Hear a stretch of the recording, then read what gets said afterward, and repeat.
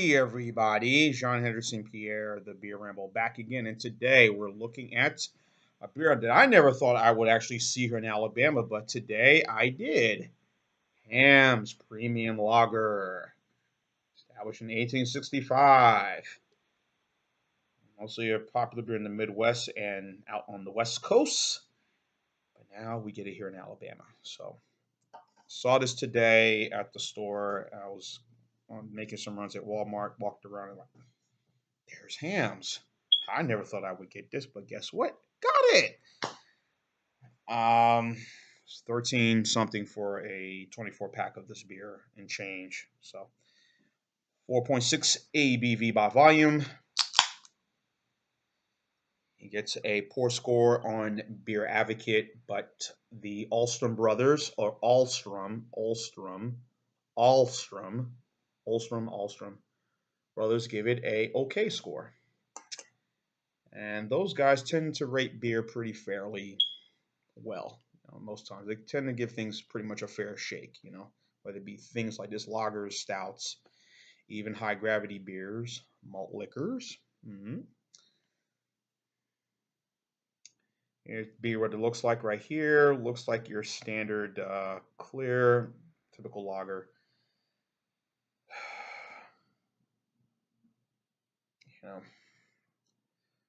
Not bad. I'm a little head and lacing on my little glass right here. Onto the scent.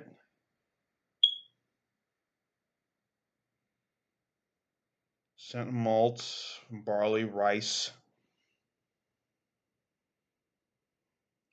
America's premium beer, born in the land of the sky blue waters. Brewed, a true family tradition, from the purest water, choice barley malt, grain, and hops. Yeah, really has a nice scent. You could definitely smell those rice in there, as I mentioned. Excuse me. Take that back, not rice, but barley malt, as I mentioned earlier. I mean rice, I'm sorry. Pungent. Nice little scent right here. It's your standard lager scent. Definitely has some hops in there.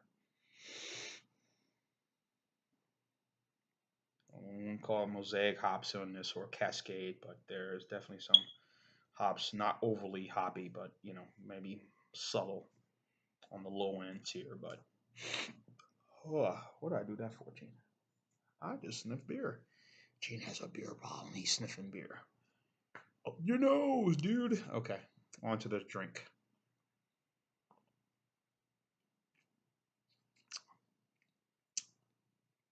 First time having this, and first time.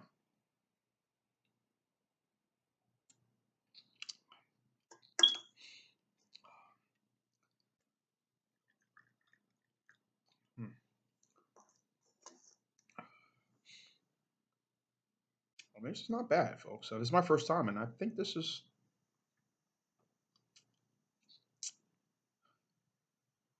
very. I don't know. It's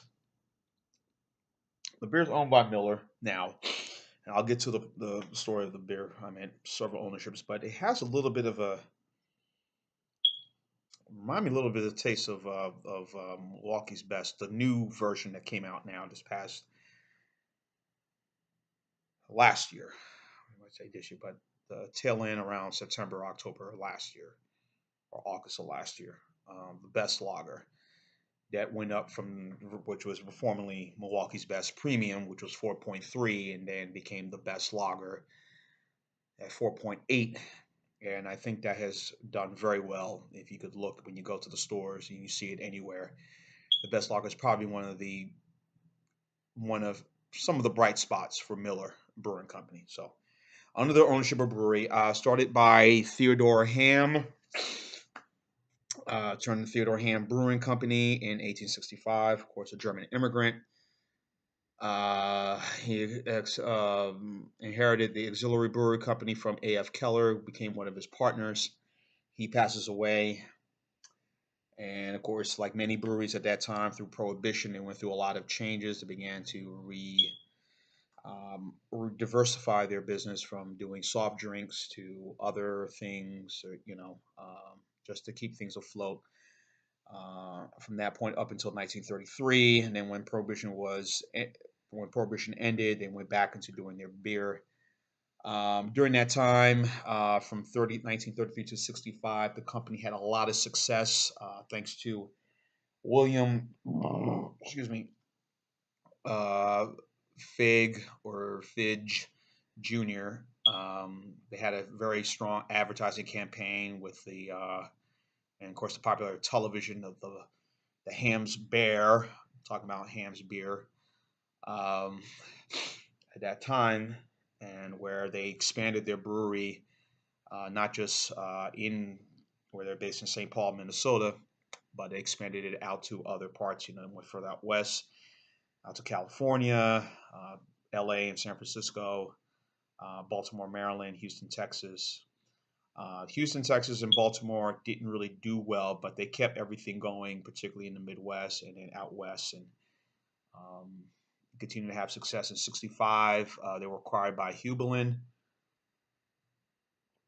In '71, Hamm's, which was acquired by a bunch of investors, which turned into Olympia Brewing Company, and and then that became in '75 they were bought out. '83 they were bought out by Pabst, buys Olympia and all the brand, and of course Pabst also bought the Stroh's brand as well. And then in 1997 they closed the brewery, and they Miller Pabst sold the brand to Miller. Miller bought the brand, excuse me, of the Hamm's brand in I believe 2006, and and then Miller was bought up by SAB Miller, um, and which became South African Brewers, which became SAB Miller. And SAB Miller bought with a joint venture between U.S. and Puerto Rican breweries, became Molson Coors. Now is Miller Coors. So, and now Hamm's is under the ownership. Yes, confusing. Yes, this person buying that person, this person, that person, that person, this person. So, yeah, go figure.